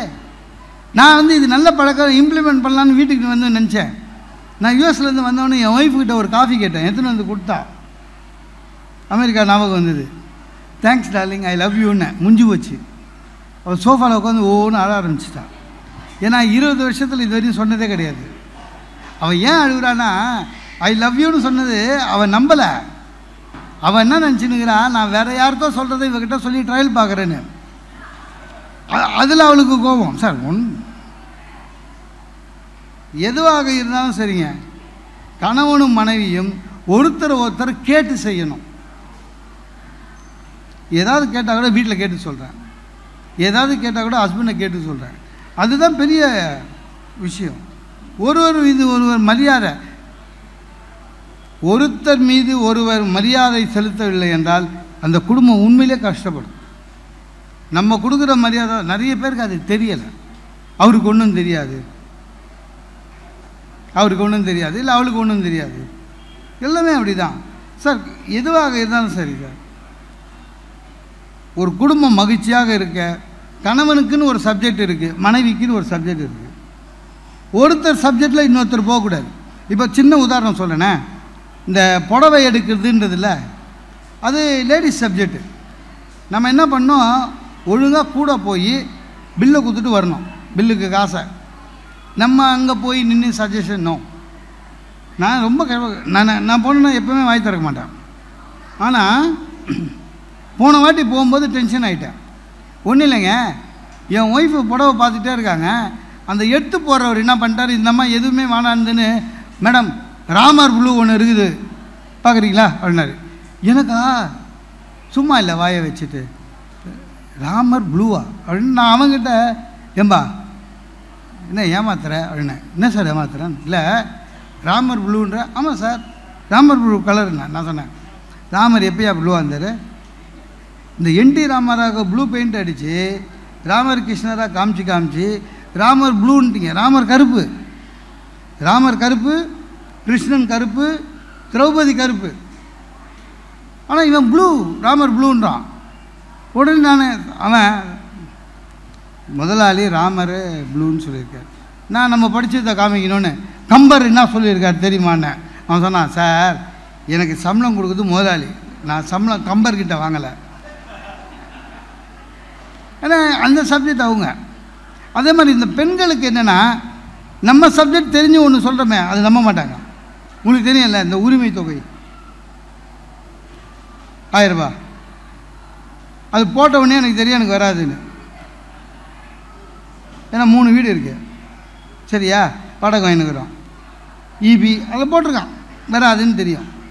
என் ஒய்ஃப் சொல்கிறாங்க வரோன்றாங்க. நான் சொல்கிறேன் வராது, அசிங்கப்படாத, வராதுன்னு. இல்லை வரோம், மூர்த்தி அண்ணா சொன்னார், செல்வி ஹஸ்பண்டுச்சு. அந்த மூர்த்தி அண்ணா யார்? அதாவது என்ன பிரச்சனைன்னாங்க, நம்ம வீட்டு லேடிஸ்க்கு ஒரு கெட்ட பழக்கம், நம்ம சொல்கிறத தவிர எவ சொன்னாலும் நம்புவாங்க. மூர்த்தி அண்ணா சொன்னாருண்ணா, மூர்த்தி அண்ணா யாருன்னா அவர் பக்கத்து வீட்டில் இருக்கிற ப்ளம்பருங்க, வாடகை வீட்டில் இருக்கிறாரு, அவருக்கு வரும் மூர்த்தி அண்ணா சொன்னார் அப்படின்னு. நான் வராதுன்றேன், வரும் அண்ணா, வேறு வழி இல்லை. அதுக்கு வேறு ஒரு பேங்க் அக்கௌண்ட் வேறு. எங்களுக்கு ஏற்கனவே பேங்க் அக்கௌண்ட் இருக்குது சார், ஆனால் ஜாயிண்ட் அக்கௌண்ட்டு என் ஒய்ஃபு தான். அவங்க ஒத்துக்க மாட்டேன்ட்டாங்க. ஏன்னா நம்ம அந்த 1000 ரூபாவில் ஆட்டை போடுவோமா, அதனால் தனியாக ஒரு பேங்க் அக்கௌண்ட் ஆரம்பித்து கொடுத்தேன். ஃபஸ்ட்டு எஸ்எம்எஸ் வந்தது உங்களுக்கு இல்லைன்னு, முடிஞ்சு போச்சு. எல்லாம் அப்படி தான். எதுவாக இருந்தாலும் சரி, ஒருவரை புரிந்து கொள்ள ஆரம்பிக்கணும். வாழ்க்கை என்பது அறிவுபூர்வமாக இருக்க வேண்டும், உணர்ச்சி பூர்வமாக இருக்கக்கூடாது. சார் பிரச்சனை வரும் சார். இல்லை எத்தனை பேர் சொந்த வீட்டில் இருக்கீங்க, எத்தனை பேர் வாடகை வீட்டில் இருக்கீங்கன்னு தெரியல. வாடகை வீட்டில் இருக்கிறவங்களுடைய பிரச்சனைலாம் எனக்கு நல்லா தெரியும். ஏன்னா நான் ரொம்ப வருஷமாக வாடகை வீட்டில் இருந்தேன். அவ்வளோ பிரச்சனை சார். ஒரு ஹவுஸ் ஓனர் இருக்கானுங்க பாரு, 10 மாமியார். அது வீடு கேட்க போகும்போது என்ன இன்ட்ரேட் பண்ணுவானுங்க சார். அது நெஞ்ச மாறப்பதில் எம்என் நம்பியார் மாதிரி நிற்பான். நம்ம ஒய்ஃபு கூட போய் வீடு கேட்கும்போது அப்புறம் என்ன படிச்சிருக்கீங்க, ஏண்டா வீட்டுக்கு வர்றதுக்கு என்னடா படிக்கணும், எங்கே வேலை செய்கிறீங்க, அப்புறம் எங்கே வேலை செய்கிறீங்கன்னு சொன்னால் என்ன சம்பளம்னு கேட்பான். சொல்ல முடியாது. ஏன்னா நம்ம வாங்குகிற சம்பளம் வீட்டில் ஒன்று சொல்லியிருக்கோம், வீட்டில் சொன்ன சம்பளத்தை கேட்டா இவன் வீடு கொடுக்க மாட்டான்.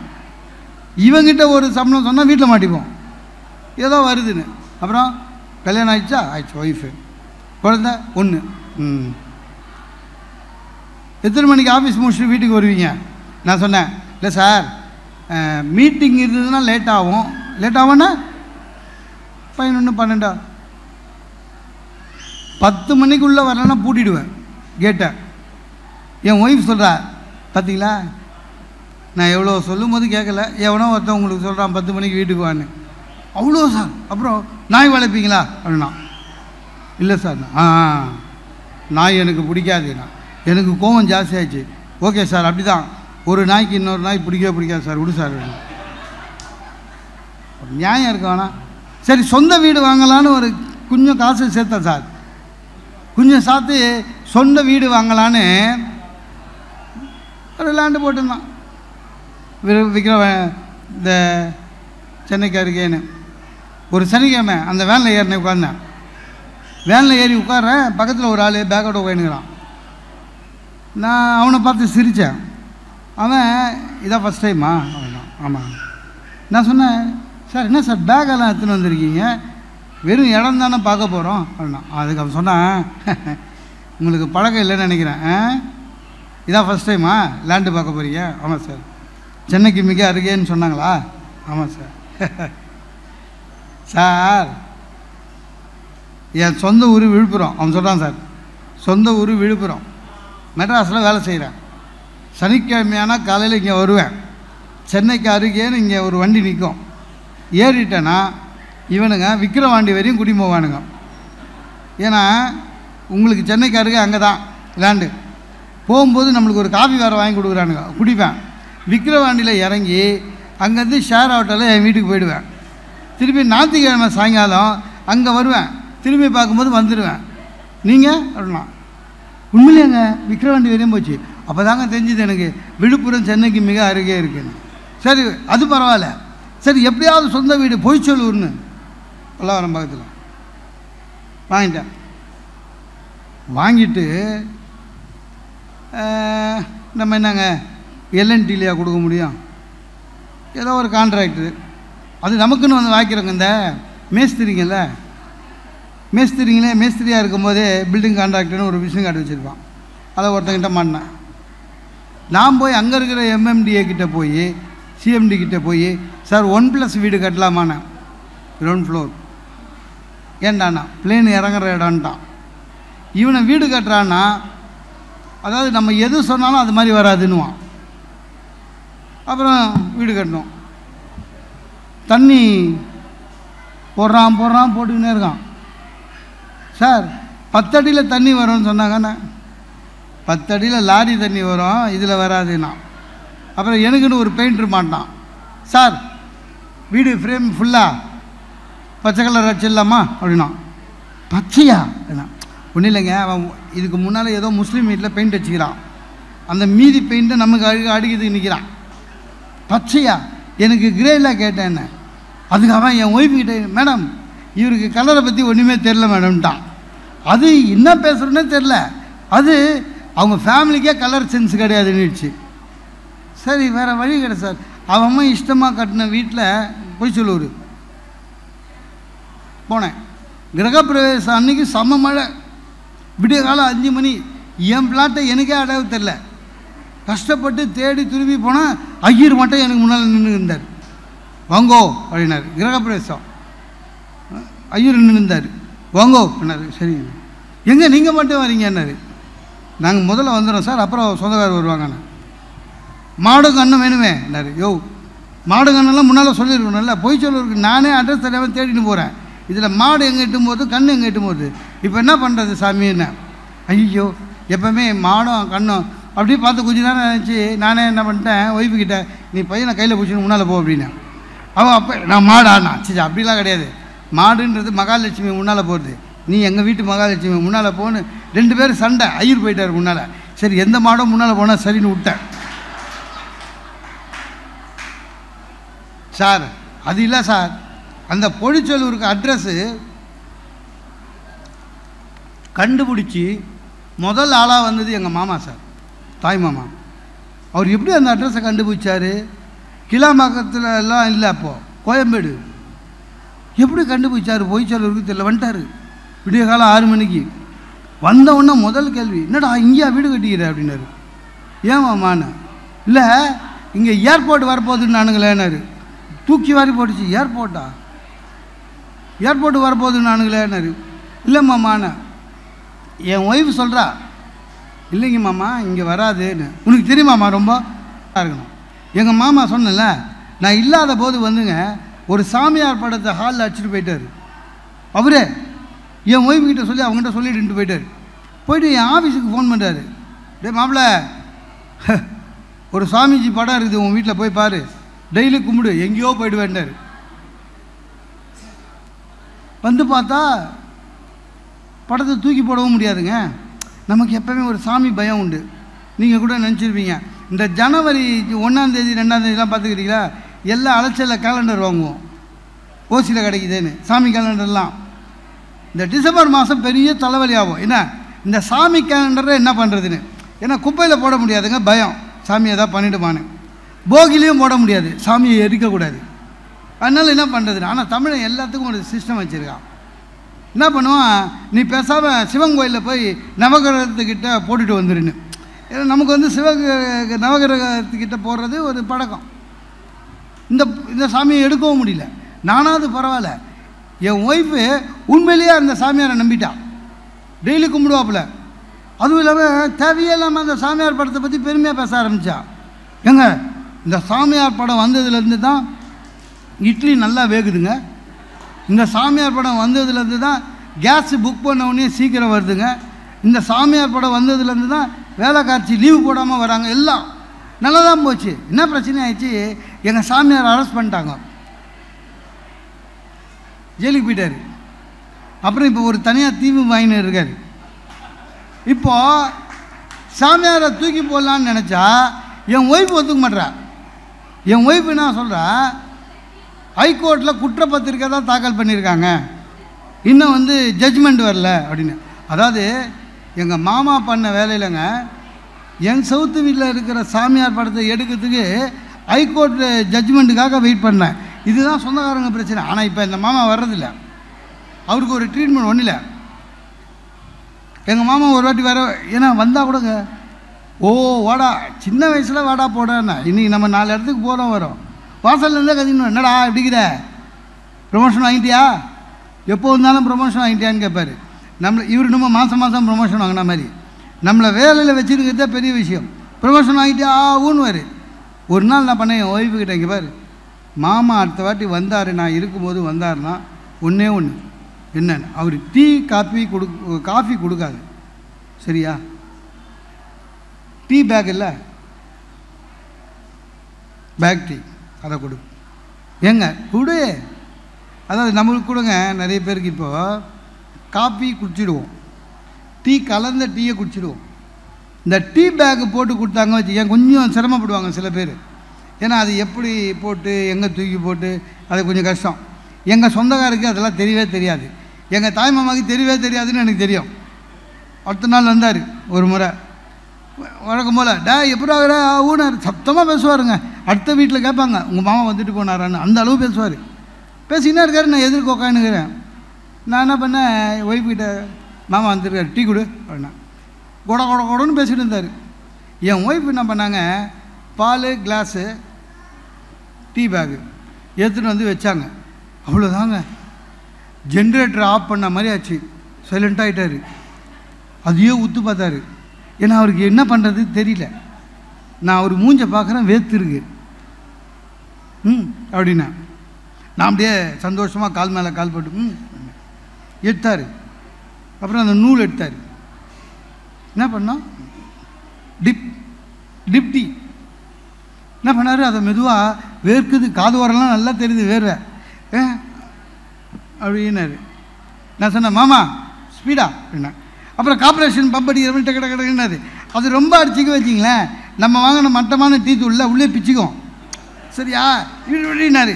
அவருக்கு அதை எடுத்து அவர் வீடாக தான் எடுத்து போட்டுருவாருங்க, இது இன்னொருத்தர் வீடு இல்லை. அதை பேக்கை எடுத்து போடணுமா இல்லை எடுத்து டேபிளில் வைக்கணுமா புரியல அவருக்கு. என்ன பண்ணாருங்க, அந்த கிளாஸ் இருக்குல்ல அந்த டீ பேக்கை என்ன பண்ணார், நல்லா வச்சுட்டாரு. வச்சுட்டு நூலை ஃபுல்லாக இழுத்துட்டார். டீ பேக்கு மேலே இருக்குது. என்ன பண்ணுறாரு இப்படின்றாரா, பேக் வந்து வாய் உள்ள விடுது. அந்த பேக்குக்கும் உதடுக்கும் இருக்கிற இடைவெளியில் டீயை இழுக்கிறாரு. டீயை போட்டு டீ வரல, டென்ஷன் ஆகி வச்சுட்டு சொல்கிறாரு, மாப்பிள்ள நான் டீ குடிக்கிறத நிறுத்தி 6 மாதம் ஆகுது, நான் போகிறேன் முனைக்கு போய் டீ குடிச்சு அதுக்கப்புறம் வரல. சார் பிரச்சனை வரும் சார், பிரச்சனை வரும். ஆனால் எந்த பிரச்சனையும் நேர்மறையாக பார்த்தீர்கள் என்றால் உங்களுடைய வாழ்க்கையில் வெற்றி அடையலாம். அப்படி தான் என் ஃப்ரெண்டு மெட்ராஸில் தான் இருந்தான். நமக்கு தெரியும்ல கொரோனா 2ஆவதால் ஒரு நாளைக்கு 7000 விக்டிமு. என் ஃப்ரெண்டுக்கு கொரோனா பாசிட்டிவ். ஃபோன் பண்ணுறான், ஆழ்வாப்பேட்டையில் இருக்கான். டேய் கொரோனா பாசிட்டிவ் தான். பயந்துட்டேன், ஏன்னா அப்போ டெத்து அதிகமாக இருந்தது. நானும் அட்வைஸ் பண்ணேன், டே பார்த்துடா, ஏன்னா நேரில் போய் பார்க்க முடியாது. டே பார்த்துடா, டே ஜாகிரதடா, டே ஜாகிரதா பார்த்துக்கோ, மருந்து சரியாக சாப்பிடு. அதாவது ஹாஸ்பிட்டலில் ஆக்சிஜன் தட்டுப்பாடு இருந்ததுனால வீட்டிலே 15 நாள் இருக்க சொல்லிட்டாங்களாம். ஜாகிரதடா எல்லாம் சொன்னேன். டேய் அவன் சார் அவனுக்கு கொரோனா பாசிட்டிவ், அது முக்கியம் இல்லை, அவன் எவ்வளோ பாசிட்டிவ் பாருங்கள். அவன் டேய் சும்மா இரு, ஏன் இவ்வளோ, இப்போ தாண்டா உண்மையிலேயே நிம்மதியாக சுகமாக இருக்கேன், சௌகரியமாக இருக்கேன்னா. ஏண்டாண்ணே, ஆமாடா ஒரு வேலை கிடையாது, பால் வேணுவா, மாவு பேக்கெட் வேணுவா, காய்கறி வேணுவா, ஒன்றும் இல்லை, வேலைக்கு கதவு தட்டுறாளுங்க, சோறு உள்ளே வருது, சாப்பிட்டு நிம்மதியாக ரெஸ்ட்டு, டிவி கீவி எல்லாம் உள்ளே இருக்குது. நீ நம்ப மாட்டேன், நேற்று என்ன பண்ணிட்டேன், திடீர்னு சத்தமாக ரூம்லேருந்து போன வாரம் ஆனந்த விகடன் வேணும்னு ஒரு 10 நிமிஷம் ஆச்சு, வரல. டக்குன்னு குரல் கொடுத்தேன், ஆனந்த விகடன் வருமா இல்லை நான் வெளியில் வரவான்னு கேட்டேன். மொத்த குடும்பமும் ஆனந்த விகடன் தேடி எடுத்துன்னு வந்தானுங்க. இன்னும் ஒன்று, இந்த டாக்டருங்க தான் வெறும் 5 நாள்னு சொல்லிட்டாங்க, ஒரு 30 நாள் சொல்லியிருந்தா நல்லா இருந்திருக்கோன்னா. சார் பாசிட்டிவ், அந்த பாசிட்டிவ் என்ன வந்துட்டனாலே போதும் சார், உங்களுடைய வாழ்க்கை உண்மையிலேயே அர்த்தமாகும். நான் இல்லைன்னா சமாளிக்க தெரியணும். இப்போ நானும் என் ஒய்ஃபும் கோயிலுக்கு போனோம் சார். கோயிலுக்கு போயிட்டு அர்ச்சனை பண்ணணும். அது ஐயர் வந்தார், தங்கத்தட்டை கொடுத்தேன். பேர நட்சத்திரம் சொல்லுங்க அப்படின்னாரு. என் பேர நட்சத்திரம் சொல்லிட்டேன். பாரியாள் பேரு நட்சத்திரம் சொல்லுங்க, நான் மறந்துட்டேன். நமக்கு வெட்டிங் டேவே மறக்குது, உண்மையிலே மறந்துட்டேன். டென்ஷன் ஆயிடுச்சு. மறந்துட்டேன்னு மட்டும் சொன்னேன். போகும்போது எனக்கு அர்ச்சனை வரும், என்ன பண்ணுறது தெரியல. இவ்வளோ சொல்ல மாட்டா. அவன் வந்து என்னையே பார்க்குறா, நான் என்ன தான் சொல்கிறேன்னு பார்க்கலான்னு. இவர் ஐயரும் விட மாட்டாரு. பாரியாள் நட்சத்திரம் சொல்லுங்க, போ பாரியாள் நட்சத்திரம் சொல்லுங்கன்னாரு. அப்போ தான் சார் நான் நினச்சேன், நிறைய ஆம்பளைங்களை நான் பார்த்துருக்கேன் சார், கோயிலுக்கு வந்தால் சாமி பேரில் அர்ச்சனை பண்ணுங்கன்னு. ஏன்னா புட்சாலிங்க நான் மாட்டிக்கின்னு டக்குன்னு நான் பண்ணேன். ஒன்றும் இல்லை, சின்ன டக்குன்னு பண்ணேன். இந்த பாரு, இந்த ஸ்தலத்தில் எப்படி தெரியுமா, அவங்கவுங்க நட்சத்திரம் அவங்கவுங்க வாயில் சொன்னால் தான் பழிக்க வேண்டாம், முடிஞ்சு போச்சு. ஆக எதுவாக இருந்தால் சார் ஒன்றே ஒன்று, எப்போதுமே துன்பம் என்று ஏதாவது உங்கள் வாழ்க்கையில் இருந்தால் அதை மறந்து விடுங்க. இன்பம் என்பது உங்கள் வாழ்க்கையில் நினைத்தால் ரீவைண்ட் பண்ணி பாருங்கள். உண்மையிலேயே உங்களுடைய ப்ரெஷர் எல்லாம் கம்மியாகி ரொம்ப சௌக்கியமாக இருப்பீங்க. சார்லி சாப்ளின்னு மிகப்பெரிய நகைச்சுவையாளர். அவர் ஒரு முறை பேசுகிறாரு, வெற்றி அடைஞ்ச பிறகு ஒரு முறை பேசுகிறாரு. அது ஒரு ஆடிட்டோரியம். அங்கே ஆடிட்டோரியத்தில் எப்படின்னா, நல்லா பேசி முடித்தவொடனே எல்லோரும் எழுந்து நின்று கை தட்டுவாங்க. ஒரு நல்ல நகைச்சுவை கொட்டேஷன் சொன்னீங்கன்னா எழுந்து நின்று உட்காருவாங்க. சார்லி சாப்ளின்னு ஒரு ஜோக்கு சொல்கிறாரு, எல்லோரும் எழுந்து நின்று உட்காடுறாங்க. அதே ஜோக்கையே திருப்பி சொல்கிறாரு, பாதி பேர் எழுந்து உட்கார்ந்தான். அதே ஜோக்கையே திருப்பி சொல்கிறாரு, முன் வரிசையில் இருக்கிறவன் மட்டும் எழுந்து உட்கார்ந்தான். நம்ப மாட்டீங்க, அதே ஜோக்கையே 4வது வாட்டி சொல்கிறாரு, எவனுமே எழுந்துக்கல. சார்லி சாப்ளின் சொல்கிறாரு, சிரிக்கு வருகிற நகைச்சுவையையே உங்களால் 2வது முறை கேட்க முடியவில்லையே, வாழ்க்கையில் என்றோ நினைந்த கஷ்டத்தையெல்லாம் ஏண்டா நினச்சி கஷ்டப்படுங்கள், துன்பத்தை மறந்து விடுங்கள். இன்பம் ஏதாவது இருந்தால் அதை ஞாபகத்தில் வைத்திருங்கள். அதுபோல் நீங்களும் குடும்பத்தோடு நகரத்தார் சுற்றமும் சூழ இன்பத்தில் எப்பொழுதும் இருக்க வேண்டி வாய்ப்புக்கு நன்றி பாராட்டி விடைபெறுகிறேன். நன்றி.